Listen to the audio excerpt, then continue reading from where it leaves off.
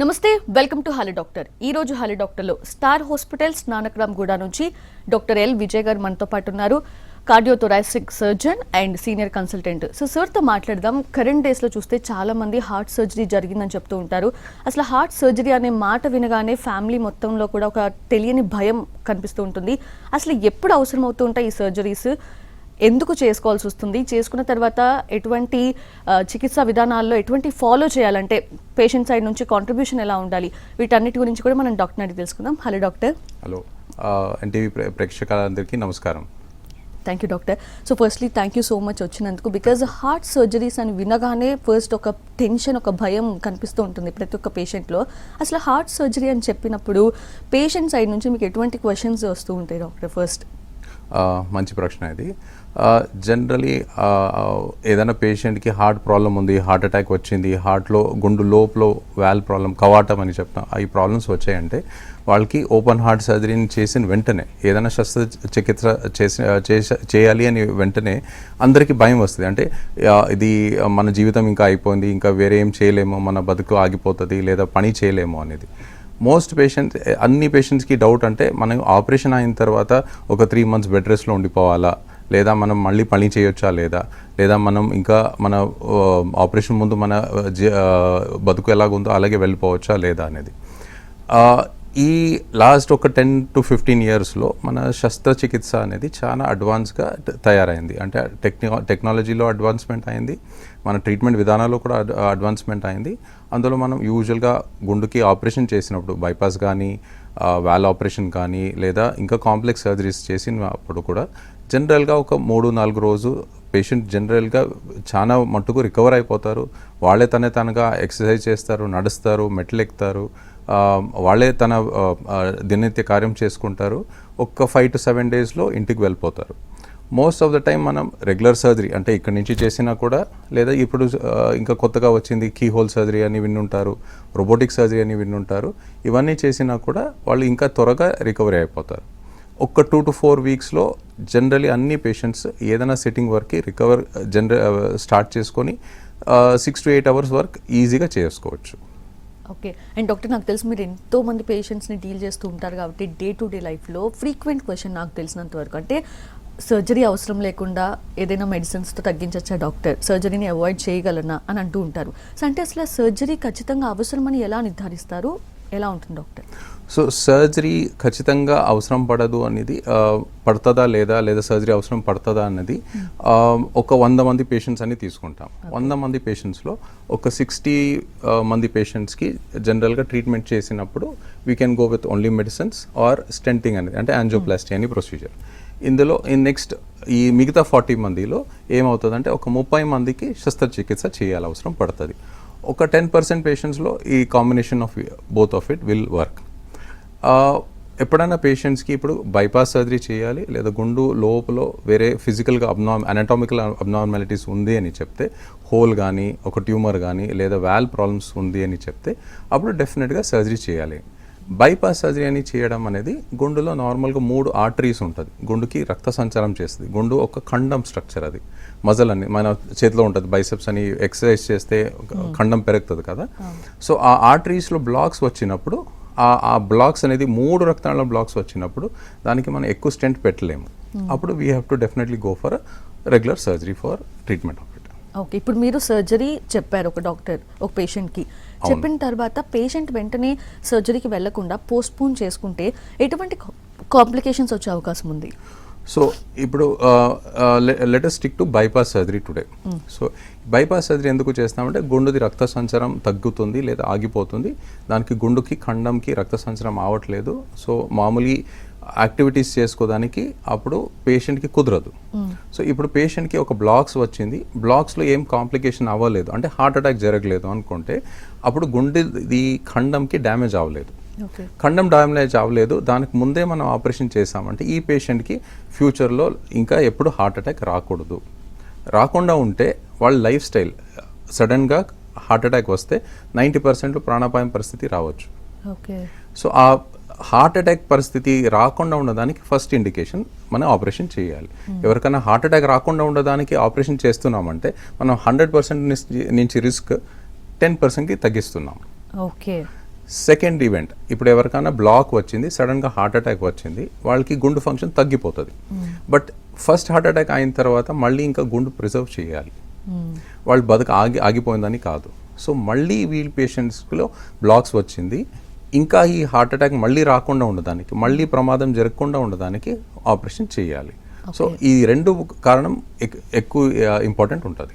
Okay, once మీరు చెప్పారు doctor heart surgery చేయాల్సిన అవసరం ఉంది అని చెప్పి, సో అలాంటి టైంలో పేషెంట్ తరపు ఫ్యామిలీ మెంబర్స్ కానీ how they have to be prepare అంటే ఏం చెప్తారు? So majority of the patients, మనకి వచ్చిన అందరూ పేషెంట్స్ ఫస్ట్ అడిగింది క్వశ్చన్ అంటే మనకి ఆపరేషన్ లేకుండా ఏదైనా అవుతుందా అని. అవును, ఆపరేషన్ లేకుండా అవుతుందని ఒకటి మనకి అవగాహన తక్కువ ఉంది, అంటే ఆపరేషన్ చేస్తే మనకి జీవితం ఆగిపోతుందని.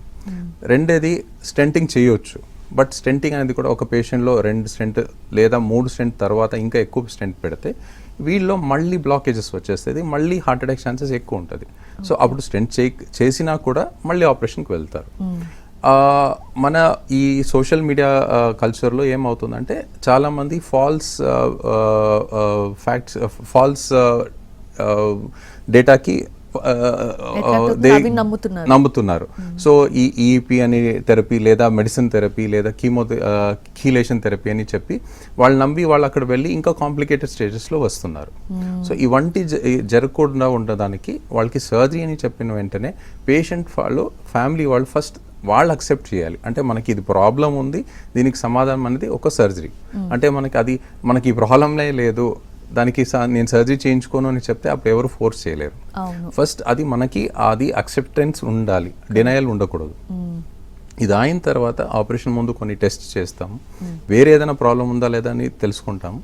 ఇవన్నీ అయిన తర్వాత పేషెంట్ని సర్జరీకి ప్రిపేర్ చేసుకుంటాం. ఓకే, అంటే వేరే ఏదైనా ఒక ప్రాబ్లమ్స్ ఉన్నప్పుడు సర్జరీ చేయలేని కండిషన్ ఏమైనా ఉంటుంది డాక్టర్? అంటే అలాంటి ప్రాబ్లమ్స్ ఏమైనా ఉంటాయా? మన శరీరంలో అన్ని ఆర్గన్స్లో ముఖ్యంగా హార్టే ప్రధానం. సో హార్ట్కి ఆపరేషన్ చేయాలి అని చెప్తే 99%లో వేరే ఏదైనా ప్రాబ్లం ఉండొచ్చు, బట్ అందులో మనకు ఆపరేషన్ చేసుకోవడానికి అది ఫిట్ చేసుకుని చేయాలి. ఎందుకంటే గుండెకి ఆగిపోయిందంటే మళ్ళీ వేరే ఆర్గన్స్కి ట్రీట్ చేసి ఏం ఉపయోగం ఉండదు. సో వేరే ఏదైనా చాలా రేర్గా మనం గుండెకి సర్జరీ చేయకూడదు, ఇది చేస్తే ప్రాబ్లం అవుతుంది ఎక్కువ అని వాళ్ళు పేషెంట్ మెడికేషన్స్ కానీ లేదా వేరే ట్రీట్మెంట్ విధానంగా పెడతాం.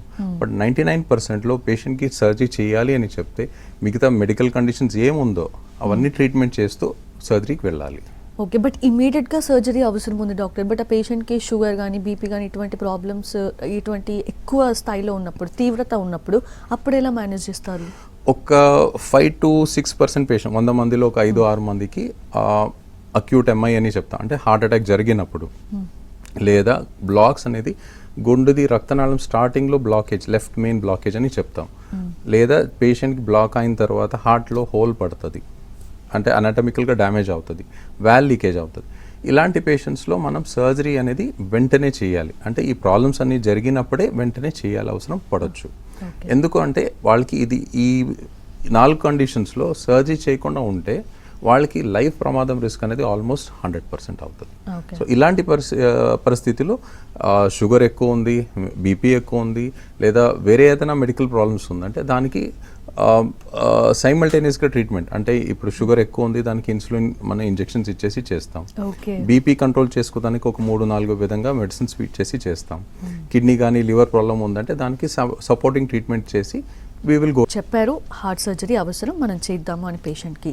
సో పేషెంట్ మెంటల్లీ ఎంత స్ట్రాంగ్గా ఉండాలి, సో దానికి సంబంధించి ఏమన్నా కౌన్సిల్ చేస్తారా, అలాగే ఫ్యామిలీ మెంబర్స్ని కూడా కౌన్సిల్ చేస్తారా, ఎలా ఉంటుంది డాక్టర్? ఓకే, సో మనకి సర్జరీ చేసినప్పుడు పేషెంట్ కోఆపరేషన్ అనేది చాలా ఇంపార్టెంట్ అవుతుంది. చాలా ముఖ్యంగా పేషెంట్ తనకి సర్జరీ చేస్తున్నాము, తనకి హెల్ప్ చేస్తున్నామని అర్థం చేసుకొని మనకి సర్జరీకి ప్రిపేర్ అయినప్పుడు సర్జరీకి ఒక పెయిన్ రెస్పాన్సివ్నెస్ ఉంటుంది.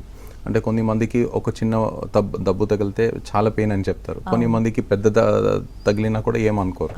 సో ఫస్ట్ మనకి ఎప్పుడు పేషెంట్కి చెప్పినప్పుడు కూడా వీ విల్ కౌన్సిలింగ్ అనేది ఎలాగ ఉంటుంది అంటే వాళ్ళకి మీకు పెయిన్ ఉండదు అని మనం ఎప్పుడు భరోసా ఇవ్వము. ఒక 100%లో ఒక 90-95% పెయిన్ తగ్గిస్తాము, ఒక 5% మీరు పెయిన్ భరించి మిగతా అన్ని యాక్టివిటీస్ మనం చెప్పింది వాళ్ళకి చేయాలని చెప్తాం. ఇది సర్జరీ అనేది వాళ్ళకి ఆపరేషన్ అయిన తర్వాత ఛాతీ ఓపెన్ చేస్తా లేదా సైడ్ నుంచి కన్నం పెట్టి చేసినప్పుడు కూడా బ్రీతింగ్కి చాలా డిఫికల్ట్ అవుతుంది. ఓకే. ఎందుకంటే ఇది మన ఛాతీలో చెస్ట్ కేజ్ మూవ్ అవుతుంది, దానివల్ల ఇబ్బంది పడతారు. సో వాళ్ళకి బ్రీతింగ్ ఎక్సర్సైజ్ ఒకటి నేర్పిస్తాం, వాకింగ్కి తన చేంజెస్ ఏం చేయాలి అనేది నేర్పిస్తాం. ఇది కాకుండా ఆ సర్జరీ అయిన తర్వాత food changes, physiotherapy, respiratory therapy, ఇవన్నీ ఎక్సర్సైజ్ అనేది నేర్పిస్తాం. ఫ్యామిలీలో కౌన్సిలింగ్ ఏం చేయాలంటే ఫ్యామిలీ మెంబర్స్కి మీరు పేషెంట్ని ఎలాగ ఎంకరేజ్ చేస్తారు. ఇప్పుడు ఇంట్లో ఉంటారు, ఒక పర్సన్కి సర్జరీ అయిందంటే చుట్టూలో 4 మంది ఉంటారు, 4 మందిలో ఒక్క పర్సన్ కూడా మీకు ఇలాగ అయిపోయింది ఏడుస్తా కూర్చుంటే పేషెంట్ కూడా అలాగే అయిపోతారు. సో ఫస్ట్ పేషెంట్ ఫ్యామిలీతో మనం ఇప్పుడు ఆపరేషన్ చేసిన హాస్పిటల్ 4 రోజు 5 రోజు ఉంచినప్పుడు కూడా 24 అవర్స్లో ఒక maybe half an hour 45 minutes పేషెంట్ని చూడొచ్చు. మిగతా టైం సిస్టర్స్, నర్సెస్ ఉంటారు. బట్ పేషెంట్తో పాటు పేషెంట్ ఫ్యామిలీ మెంబర్స్ ఉంటారు. సో పేషెంట్కి ఎంకరేజ్ ఎవరు చేస్తారు? Family members. వాళ్ళకి నేర్పిస్తాం, ఇది ఎక్సర్సైజ్ ఇలా చేయించాలి, వాళ్ళకి ఎలాగ నడిపించాలి, ఎలాగ మూవ్ చేయాలి, ఫుడ్ ఏమి ఇవ్వాలి, టైంకి ఎలాగే మెడిసిన్స్ ఇవ్వాలి, ఇవన్నీ పేషెంట్ ఫ్యామిలీకి కూడా కౌన్సిల్ చేస్తాం. ఓకే. అండ్ చాలామంది చాలా రోజుల వరకు అంటే డాక్టర్స్ చెప్పినా సరే యాక్టివిటీస్ చేయించండి అని చెప్పినా చాలామంది వద్దు అని చెప్పి అలా స్టేబుల్డ్గా కూర్చొని or sitting position or sleeping పొజిషన్లో ఉంటారు. అది ఎంతవరకు సజెస్టబుల్ అంటారు? ఆపరేషన్ అయిన తర్వాత మనకి మూఢనమ్మకాలు ఎక్కువ ఉంది. సో కొన్నిమంది బాత్ చేయకూడదని అలాగే ఉండిపోతారు. ఆల్మోస్ట్ కొన్నిసారి మనకు కూడా చిరాకు వచ్చేస్తుంది, ఒక 1 వీక్ 10 డేస్ బాత్ చేయకుండా మళ్ళీ చెకప్కి వస్తారు. ఫుడ్ హ్యాబిట్స్లో కూడా వాళ్ళు, మనం ఆపరేషన్ అయిన తర్వాత surgery is a major insult to the body. ఆ ఇన్సల్ట్ నుంచి రికవర్ అవ్వాలంటే మంచి ఫుడ్ తినాలి. సో మన పద్ధతిలో ఏం చెప్తారంటే ఈ పల్లీలు తినకూడదు, ఇది బేసన్ తినకూడదు, పప్పు తినకూడదు, వెజిటబుల్స్ తినకూడదు అని రెస్ట్రిక్షన్స్ పెట్టేస్తారు. అప్పుడు పేషెంట్కి సర్జరీ అయినప్పుడు తనకి ఆకలి తక్కువ ఉంటుంది, లేదా జీర్ణం అవడం అనేది తక్కువ ఉంటుంది. వాళ్ళకి నచ్చినట్టు వాళ్ళకి ఇవ్వకపోతే రికవరీ ఇంకా స్లో అయిపోతుంది. సో ఇది వాళ్ళు అర్థం చేసుకోరు. సో మనకి పేషెంట్ వాళ్ళ ఫ్యామిలీలో కూడా ఈ అవగాహన ఇవ్వడం అనేది, వాళ్ళకి ఫుడ్ హ్యాబిట్స్ కానీ, వాళ్ళకి ఏం తినకూడదు, తినొచ్చు అనేది అన్నీ మన ఒక డైటీషియన్ ఉంటారు, రోజు వాళ్ళకి కౌన్సిలింగ్ చేస్తారు. ఓకే. ఆపరేషన్ అయిన తర్వాత 2వ రోజు 3వ రోజు నుంచి వాళ్ళు స్నానం చేయొచ్చు. ఆపరేషన్ది స్కార్ ఉంటే కూడా దాని మీదే స్నానం చేయొచ్చు, ఏం ప్రాబ్లం కాదు. ఒకవేళ పేషెంట్కి ఏదైనా వూండ్ రిలేటెడ్ ఇష్యూస్ ఉందంటే మనమే చెప్తాం. బట్ అప్పటి వరకు స్నానం చేయవచ్చు, రోజు స్నానం చేస్తారు, వాకింగ్ చేస్తారు. ఆపరేషన్ నుంచి ఇంటికి వెళ్ళిన ముందు యూజువల్గా ఒక ఫ్లైట్, అంటే ఒక ఫస్ట్ ఫ్లోర్ నుంచి సెకండ్ ఫ్లోర్ వరకు ఒక ఫ్లైట్ ఆఫ్ స్టేర్స్, ఒక 10 to 14 స్టెప్స్ ఎక్కిస్తాము. ఇది అన్నీ పేషెంట్ అటెండర్స్ ముందు ఎందుకు చేస్తామంటే ఆ కాన్ఫిడెన్స్ వాళ్ళు కూడా రావాలి. కరెక్ట్. ఇవన్నీ పేషెంట్ చేయవచ్చు, ఇది చేస్తే తప్పు కాదు, పేషెంట్ ఇవన్నీ చేస్తే ఇంకా ఫాస్ట్గా రికవర్ అవుతారు. Okay. And patient side contribution అంటే ఏం చెప్తారు డాక్టర్? అంటే తనకి తానుగా ఏం చేసుకుంటే త్వరగా రికవర్ కాగలుగుతారు? సో పేషెంట్ది మనం సైకలాజికల్ మైండ్ సెట్ అని ఒకటి చెప్తాం. అంటే మన మనస్థితి ఎలాగుంటుంది, నేను ఆపరేషన్ చేసుకుని త్వరగా రికవర్ అయిపోవాలి, త్వరగా ఇంటికి వెళ్ళిపోవాలి, త్వరగా మళ్ళీ నా లైఫ్ రీస్టార్ట్ చేయాలి, ఈ ఉద్దేశం ఉంది అని చెప్తే ఏదైనా పేషెంట్కి, ఆ పేషెంట్కి మనం ట్రీట్మెంట్ చేసుకుని చాలా ఈజీ. సో పేషెంట్ని మన ఐసీయూ నుంచి బయటకు తీసుకురావాలంటే 1 రోజు 2 రోజుల్లో బయటకు తీసుకువస్తాం. వార్డుకు వెళ్ళిన తర్వాత పేషెంట్ ఎక్కువసేపు కూర్చోవాలి, లేదా ఎక్సర్సైజ్ నేర్పించింది అది చేయాలి, వాకింగ్ చేయాలి.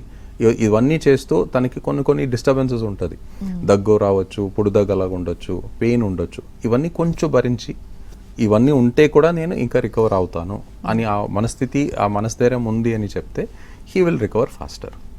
లేదు నాకు ఇలాగ అయిపోయింది, నేను బెడ్లోనే పడుకునే ఉంటాను అంటే దానికి హెల్ప్ చేయాలంటే చాలా కష్టం.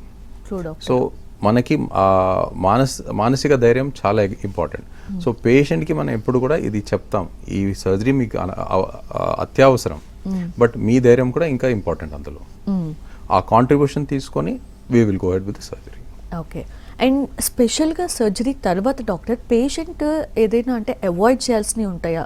ఫిజికల్ యాక్టివిటీస్లో కానివ్వండి, చేసే పనుల్లో, లేదంటే తీసుకునే ఫుడ్లో అవాయిడ్ చేయాల్సినవి ఏముంటాయి? మనకి ఆపరేషన్ అయిన తర్వాత ఒక 3 మెయిన్ స్టెప్స్లో నేను చేంజెస్ సజెస్ట్ చేస్తాను. ఒకటి, పేషెంట్ది ఫస్ట్ 6 వీక్స్ ఏమేమి అవాయిడ్ చేయాలనేది. మనం సర్జరీ చేసినప్పుడు ఇక్కడ రెగ్యులర్ సర్జరీ, కన్వెన్షనల్ సర్జరీ ఇక్కడ బోన్ కట్ చేసి చేస్తాం, లేదా కీ హోల్ సర్జరీ చేస్తే అప్పుడు వేరేగా ఉంటుంది.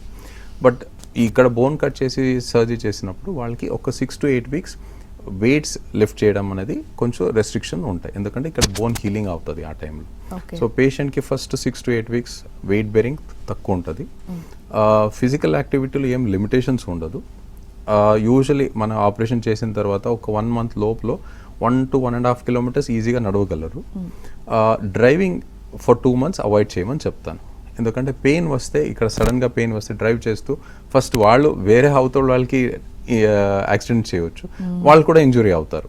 So we tell them to avoid driving for at least 2 weeks. Weight bearing exercise కాకుండా వేరే అన్ని ఎక్సర్సైజ్, ప్రాణాయామం ఉండొచ్చు, మెడిటేషన్ ఉండొచ్చు, కొన్ని మంది స్విమ్మింగ్ చేస్తారు, అది కూడా చేయవచ్చు. ఇది కాకుండా డయట్లో next changes will be food and diet changes.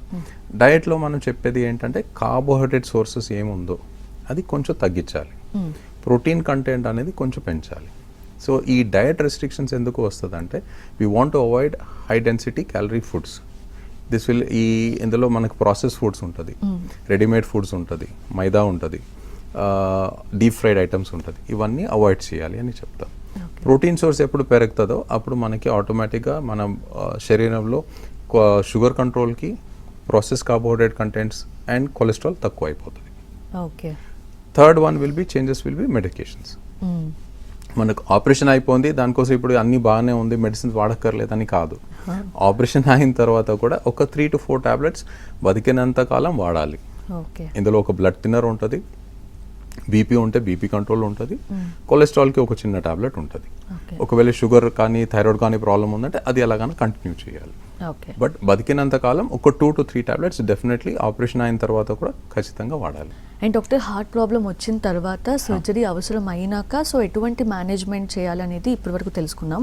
అసలు ముందు ఈ హార్ట్కి సంబంధించి ఏమన్నా చెకప్స్ ముందే చేయించుకుంటారా? ఎటువంటి టెస్ట్లు అవసరం పడుతూ ఉంటాయి? ఏ ఏజ్ వచ్చిన తర్వాత మనం ఈ చెకప్స్కి వెళ్తే మంచిదంటారు డాక్టర్? ఓకే. సో మనకి ప్రివెంటివ్గా టెస్ట్ చేసుకోవడం అనేది కొన్ని మందిలో డిఫరెంట్గా క్లాసిఫై చేస్తాం. సో కొన్ని మందిలో హై రిస్క్ పేషెంట్స్ అని ఉంటారు, కొన్ని మంది లో రిస్క్ గ్రూప్లో ఉంటారు. సో మనం ఇప్పటి వరకు మనకి చూసిన పేషెంట్స్లో ఒక 40 years దాటిన తర్వాత ద లైక్లీహుడ్ అంటే వాళ్ళకి గుండు ప్రాబ్లం రావచ్చు అని పాసిబిలిటీ ప్రతి 5 yearsకి పెరుగుతూ ఉంటుంది. ఓకే.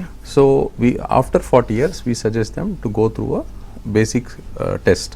ఈసీజీ, ట్రెడ్మిల్ టెస్ట్ ఉండొచ్చు, ఎకో స్కాన్ ఉండొచ్చు, అండ్ బ్లడ్ టెస్ట్లో లిపిడ్ ప్రొఫైల్ అనేది లేదా చిన్న చిన్న బ్లడ్ టెస్ట్ ఉంటుంది. అందులో మనకి అపోలైపోప్రోటీన్ అనేది లేదా ఐరన్ లెవెల్స్ అనేది, ఇవన్నీ గుండెకి ప్రాబ్లం రావచ్చు అని ప్రిడిక్టర్స్ ఉంటుంది. ఇది చేయవచ్చు. ఏ పేషెంట్కి కొన్ని రిస్క్ ఫ్యాక్టర్స్ లేదు లేదా రిస్క్ ఫ్యాక్టర్స్ ఉందా?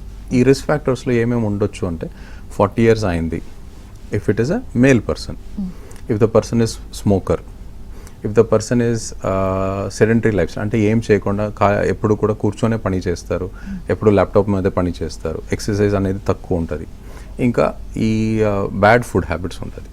ఈ 5 ఉంది అని చెప్తే ఈ పేషెంట్ చాలా హై రిస్క్లో ఉంటారు. ఇతనికి 40 years అయిన తర్వాత చేస్తే ఆల్మోస్ట్ ఇట్ ఈస్ తనకి గుండె ప్రాబ్లం ఉండదు అనేది ఆల్మోస్ట్ 60 to 70% ఛాన్సెస్ ఉంటాయి.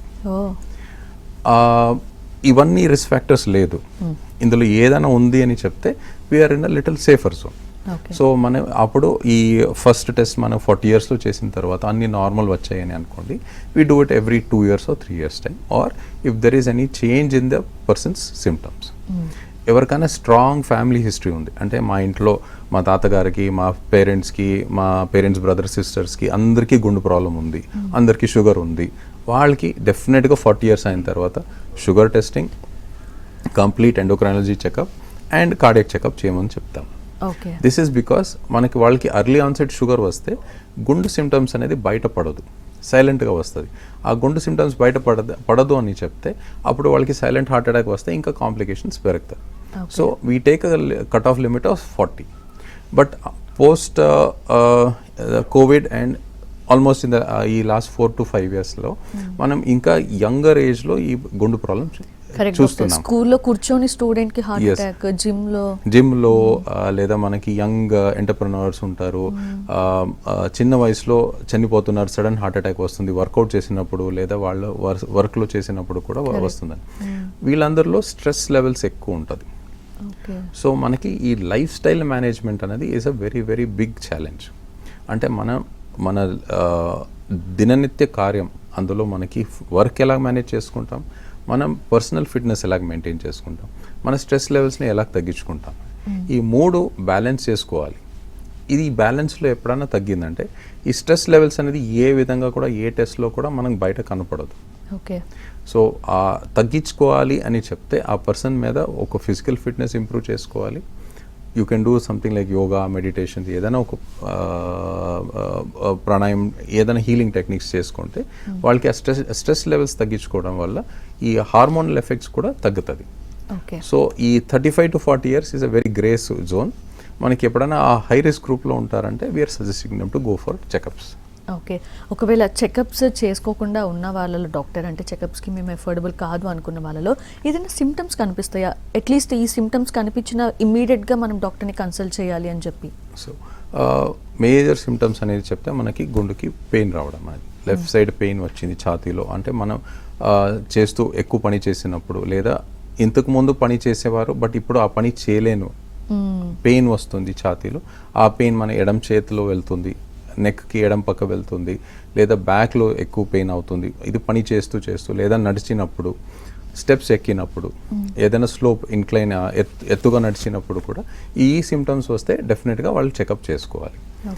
ఇంతకుముందు నేను ఈజీగా పని చేసింది అంటే ఒక 2 kilometers నడుస్తాను ముందు, బట్ ఇప్పుడు అది చేయట్లేదు, చేయడానికి ఆయాసం వస్తుంది, లేదా కాలు వాపు వస్తుంది, పొట్ట ఉబ్బసం వస్తుంది అంటే అప్పుడు మళ్ళీ చెకప్ చేసుకోవాలి. మనకి జనరల్గా హార్ట్ సంబంధ ఈ బ్లాక్స్ ఉండేది ప్రాబ్లం వల్ల పెయిన్ వస్తుంది, ఆయాసం వస్తుంది, లేదా కాలు వాపులు వస్తాయి. సో ఈ 3 సిమ్టమ్స్ ఎవరికైనా ఉంది అని చెప్తే kindly get a checkup done. Okay. కానీ డాక్టర్, చాలామంది గ్యాస్ పెయిన్కి ఈ చెస్ట్ పెయిన్కి డిఫరెన్స్ తెలియక గ్యాస్కి సంబంధించిన మెడిసిన్ యూజ్ చేసుకుంటూ వాళ్ళే సెల్ఫ్ మెడికేషన్ తీసుకుంటూ ఉంటారు డాక్టర్. సో దీనివల్ల ప్రొలాంగ్ అయిపోతుంది కదా, ఏం చెప్తారు దానికి? సో చాలామంది ఇప్పుడు సెల్ఫ్ మెడికేషన్ అది మన over the counter pharmacy shop వెళ్ళి మెడిసిన్ తీసుకుంటారు, వాళ్ళ సిమ్టమ్స్ని నెగ్లెక్ట్ చేసుకుంటారు. మనకి ఎప్పుడైనా ఒక్కసారి ఓకే మనకి గ్యాస్ ప్రాబ్లం ఉండొచ్చు, ఇప్పుడు నేనే కూడా నాకు ప్రాబ్లం వచ్చింది, పొట్టలో కడుపులో నొప్పి వచ్చింది అని చెప్తే, లేదా ఛాతీలో పెయిన్ వచ్చింది, ఇప్పుడు లోవర్ చెస్ట్లో నొప్పి వచ్చిందంటే ఇది గ్యాస్ పెయిన్ ఉండొచ్చు అని అనుకుంటారు. ఒక టాబ్లెట్ తీసుకుంటాను, 2 టాబ్లెట్ తీసుకుంటాను, తగ్గకపోతే లేదు ఇంకా టాబ్లెట్ వాడాలి అని ఆ కోరిక ఉండకూడదు. ఓకే. వెళ్ళి చెకప్ చేయించుకోవాలి. సెకండ్ థింగ్, మనకి ఫుడ్ రిలేటెడ్ పెయిన్ లేదు అంటే నేను ఆకలితో ఉన్నాను, ఫుడ్ పెయిన్ వస్తుంది, ఫుడ్ తిన్నాను తర్వాత కూడా పెయిన్ వస్తుంది, పని చేస్తున్నాను తర్వాత కూడా పెయిన్ వస్తుంది, this is not related to మన గ్యాస్ట్రైటిస్ అలా పెయిన్ కాదు. సో ఇది గుండె సంబంధం పెయిన్ ఉంటుంది. పెయిన్ రిలేటెడ్ అంటే చాలా ఎక్కువ కంటిన్యూ అవుతుంది, మెడిసిన్ తీసుకోపోయినా కూడా తగ్గట్లేదు, దాంతోపాటు చవట్లు పడుతుంది, ఆయాసం ఎక్కువ అవుతుంది, ఇవన్నీ గ్యాస్ట్రైటిస్ పెయిన్ కాదు. సో ఇవన్నీ వెంటనే ఇవాల్యుయేట్ చేసుకోవాలి. Okay. And doctor, once surgery అయిన తర్వాత మళ్ళీ హార్ట్కి సంబంధించిన డిసీజ్ ప్రాబ్లం రీఅక్కర్ కాకుండా ఎటువంటి జాగ్రత్తలు తీసుకోవాలంటారు పేషెంట్? సో ఈ ప్రివెంటివ్ స్టెప్స్ అని మనం చెప్పాం కదా, అంటే మనకి మెడిసిన్స్ గురించి, లైఫ్ స్టైల్ గురించి అండ్ ఫుడ్ హ్యాబిట్స్ గురించి, ఇవన్నీ మనకి పోస్ట్ సర్జరీ కూడా సేమ్ స్టెప్స్ అప్లై అవుతాయి. సో పేషెంట్కి ఫస్ట్ ఒక 2 to 3 weeks తర్వాత పూర్తిగా రికవర్ అయ్యారు, తన డయట్ నార్మల్ అయిపోయింది, బాడీ హ్యాబిటస్ అంటే తన బ్రీతింగ్ ఎక్సర్సైజ్ చేయవచ్చు, ఇంకా ఫిజికల్గా తనకి ఏం ఇబ్బంది లేదు అని చెప్తే we tell them to start their physical activities increasing. So మన టార్గెట్ అంటే 4 to 6 weeksలో అట్లీస్ట్ ఒక 2 to 2.5 kilometers నడవాలి ఈరోజు. సో వాకింగ్ చేస్తూ మన గుండెకి బైపాస్ చేసింది గ్రాఫ్ట్స్ అనేది కూడా సైజ్ పెరుగుతుంది, గుండె ఫంక్షన్ స్లోగా ఇంక్రీజ్ అవుతుంది, డయాబెటీస్కి హెల్ప్ అవుతుంది, బాడీకి మొత్తం అంతా what ever nervous system problems ఉన్నాయి కూడా అది కూడా ఇంప్రూవ్మెంట్ అవుతుంది. దీంతో పాటు మన లైఫ్ స్టైల్ చేంజెస్ చేసుకోవాలి. లైఫ్ స్టైల్ చేంజెస్ అని చెప్తే మన స్ట్రెస్ తగ్గించుకోవాలి, దీంతోపాటు ఎక్సర్సైజ్, ఈ వాకింగ్ కాకుండా వేరే ఏం ఎక్సర్సైజ్ చేయవచ్చు. If the person is capable of doing swimming, if the person is capable of doing cycling, if they are capable of doing any kind of weight lifting, they can slowly start to do all these exercise. ఒక్క 3 months తర్వాత మనకి operation అయిన తర్వాత పేషెంట్స్కి ఏం difference ఉండదు. They can go to any extremes to go for something as a physical capacity. Last will be food habits. Food హ్యాబిట్స్లో మనం మళ్ళీ ప్రాసెస్ ఫుడ్స్ కాకుండా go back to eating with healthy lifestyle, ఎటువంటి habits ఉండకూడదు. Mainly tobacco use in any form, it should not be restarted if they have, or if they should not start it freshly again.